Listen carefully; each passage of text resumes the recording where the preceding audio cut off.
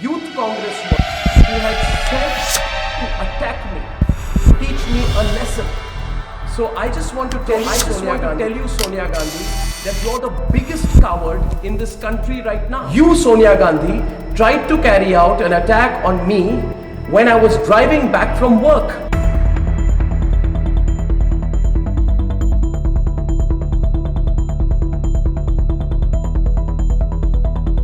अर्नब गोस्वामी और उनकी पत्नी के साथ जो हुआ वो बिल्कुल भी नया नहीं है।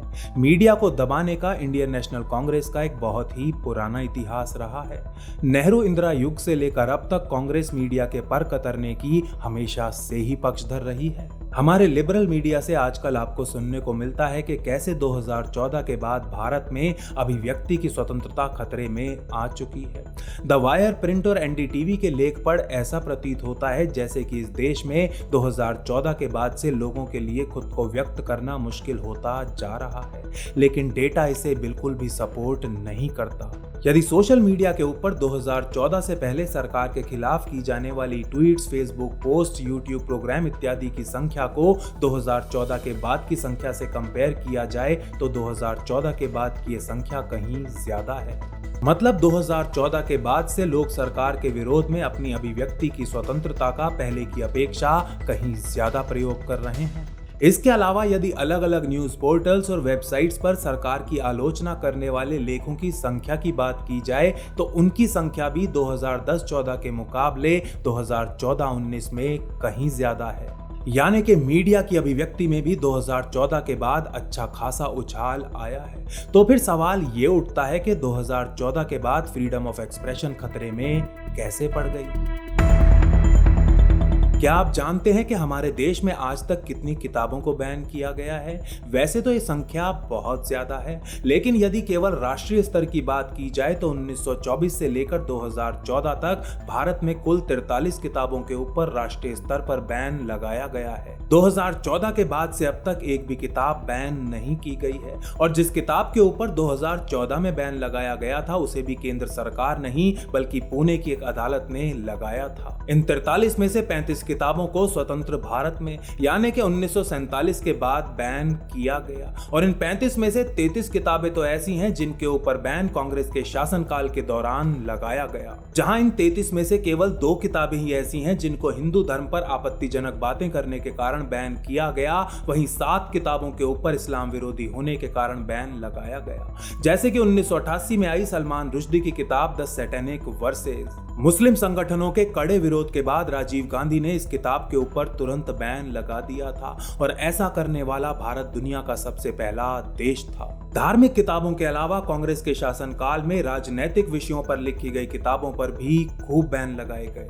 1963 में भारत चीन युद्ध पर लिखी गई अनआर्म्ड विक्ट्री, 1970 में आई मैन फ्रॉम मॉस्को जिसमें कांग्रेस की पॉलिसीज के ऊपर कई गंभीर प्रश्न उठाए गए थे, 1975 में माइकल एडवर्ड्स द्वारा लिखी गई नेहरू अ पॉलिटिकल बायोग्राफी, या फिर उसके अगले साल आई 2 किताबें फ्रीडम एट मिडनाइट और इंडिया इंडिपेंडेंट जिनमें कांग्रेस की पॉलिसीज की खुलकर आलोचना की गई थी। ये कुछ ऐसी किताबें हैं जिनके ऊपर सिर्फ और सिर्फ इसलिए बैन लगा दिया गया क्योंकि इनके अंदर लिखी हुई बातें कांग्रेस नेतृत्व को पसंद नहीं आई थी। इंदिरा गांधी के मन में मीडिया के प्रति नफरत किसी से ढकी छुपी नहीं थी। वो देश के बड़े बड़े अखबारों को मोनोपोली प्रेस और झूठ प्रेस जैसे विश्लेषणों से संबोधित किया करती थी।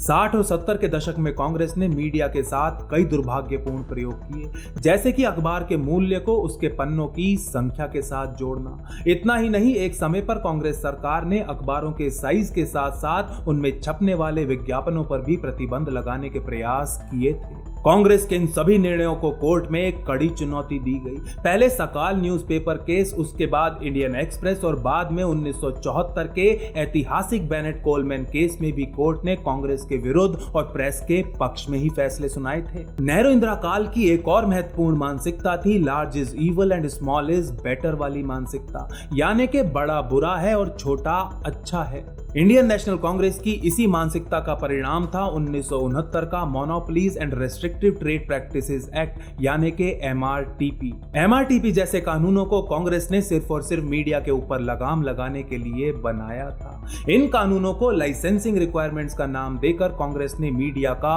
खूब दमन किया था। आज MRTP हमारे संविधान का हिस्सा नहीं है, इसको खत्म किया जा चुका है और इसका क्रेडिट उसी बीजेपी की सरकार को जाता है जिसके ऊपर हमारा लिबरल मीडिया अभिव्यक्ति की स्वतंत्रता को कुचलने का आरोप लगाता है। ये अटल बिहारी वाजपेयी थे जिन्होंने भारतीय मीडिया को MRTP के चंगुल से मुक्त कराया था। याद रहे कि इमरजेंसी के दौरान इंदिरा गांधी ने प्रेस काउंसिल एक्ट और प्रेस काउंसिल दोनों को ही एक ऑर्डिनेंस से खत्म कर दिया था। आज वही कांग्रेस अपने मैनिफेस्टो में इनको सशक्त करने की बात करती है। वैसे बात यदि कांग्रेस के मैनिफेस्टो की जाए तो पैराग्राफ्स 33.4 और 33.5 में हमें एक अत्यंत खतरनाक प्रावधान पढ़ने को मिलता है। जहां 33.4 मीडिया में एक अधिकार को खत्म करने की बात करता है, वहीं 33.5 किसी एक कंपनी द्वारा मीडिया के अलग अलग सेगमेंट्स में स्वामित्व रखने के ऊपर प्रतिबंध लगाता है। बात जहां तक मोनोपोली यानी कि एक अधिकार की है तो वर्तमान में पूरे मीडिया के ऊपर किसी एक कंपनी के एकाधिकार होने की मैथमेटिकल प्रोबेबिलिटी उतनी ही है जितनी की राहुल गांधी की हमारा प्रधानमंत्री बनने की। लेकिन फिर भी अपने मैनिफेस्टो में इसकी बात करना साफ दर्शाता है कि कांग्रेस आज भी किसी एक मीडिया हाउस को ज्यादा बड़ा होने देना नहीं चाहती।